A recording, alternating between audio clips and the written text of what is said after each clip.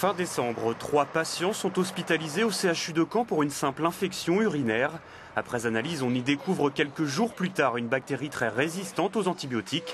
L'entérocoque, c'est son nom, est naturellement présente dans le tube digestif et reste peu infectante. Mais lorsqu'elle devient multirésistante, comme c'est le cas à Caen, elle rend plus difficile le traitement des infections et peut alors présenter un danger pour les patients les plus fragiles ou ceux nécessitant une hospitalisation prolongée. L'enjeu est de limiter la propagation de cette souche de bactéries dont la transmission se fait par des mains contaminées. Le CHU de Caen a donc pris très rapidement des mesures d'hygiène. Les 3 patients infectés ont été isolés dans leur chambre et 8 autres cas ont été détectés dans les services de gastro-entérologie et de médecine générale. Au total, ce sont 11 patients qui bénéficient donc d'un traitement anti-infectieux. Les 2 services n'admettent plus de nouveaux malades pour le moment. Afin de maintenir la capacité d'accueil, 22 lits ont été ouverts dans une autre unité en attendant la fin du traitement des patients et la décontamination des locaux. Bonjour professeur Roland Leclerc, vous êtes chef du service bactériologie au CHU de Caen. Comment vont les 13 patients qui sont isolés ? Bonjour madame, d'abord. Oui, donc sur ces 13 patients, en fait, 3 avaient une infection qui est une infection urinaire assez bénigne, et par contre 8 autres étaient simplement porteurs sains de cette bactérie, mais sont quand même en isolement et bénéficient de ces mesures parce qu'ils risquent de diffuser cette bactérie à d'autres patients qui pourraient, eux, faire des infections. Mais leur état n'est pas critique. Mais leur état n'est pas du tout critique. Il n'y a eu pour l'instant aucun décès à déplorer en tout cas. Alors 5 jours après la découverte de cette infection, la direction de l'hôpital se dit optimiste. Est-ce que c'est parce que vous voulez rassurer les patients et les visiteurs du CHU ou parce que vous avez des preuves tangibles pour l'affirmer ? Alors on a plusieurs choses qui nous rendent optimistes.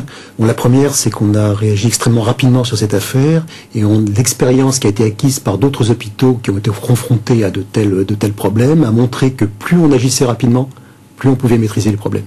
Et laisser passer une semaine sans rien faire, c'était une véritable catastrophe de ce point de vue-là. C'est la leçon de ce qui s'est passé dans les années 90 aux États-Unis, où ils avaient réagi tardivement et il y avait eu plusieurs morts. Aux États-Unis et aussi en France depuis 2005-2006, parce que cette bactérie n'était pas responsable d'infections épidémiques en France avant 2005. On l'a découverte en France en 2005-2006 et il y a d'autres hôpitaux, Nancy, Clermont-Ferrand, qui ont eu de très nombreux cas de ce type d'infection et qui malheureusement ont acquis une expérience qu'ils ont pu nous transmettre, et notamment la rapidité d'intervention qui est essentielle en la matière. Alors vous êtes également président du CLIN, le comité de lutte contre les infections nosocomiales.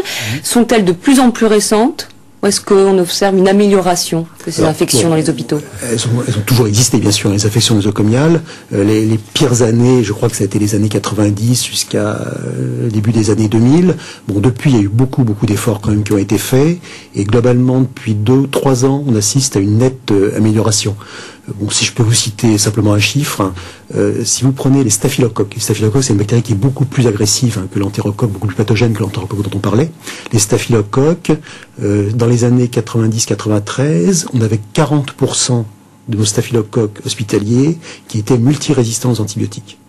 Ça a décru progressivement et donc l'année dernière, on est à peu près à 25-27% seulement. Bon, c'est encore trop, mais on a diminué donc pratiquement de la moitié ce taux de résistance. Et justement, ce taux de résistance baisse, pourtant on a un peu peur de récolter un peu les abus du passé, on a joué un peu aux apprentis sorciers en donnant trop d'antibiotiques. Est-ce qu'on peut rétablir ça ? Apparemment, oui, ça se fait. Alors, il y a des campagnes nationales qui ont été faites pour limiter la consommation d'antibiotiques, qui ont été d'ailleurs réactivées. Les antibiotiques, c'est pas automatique, je crois que tout le monde connaît ça maintenant.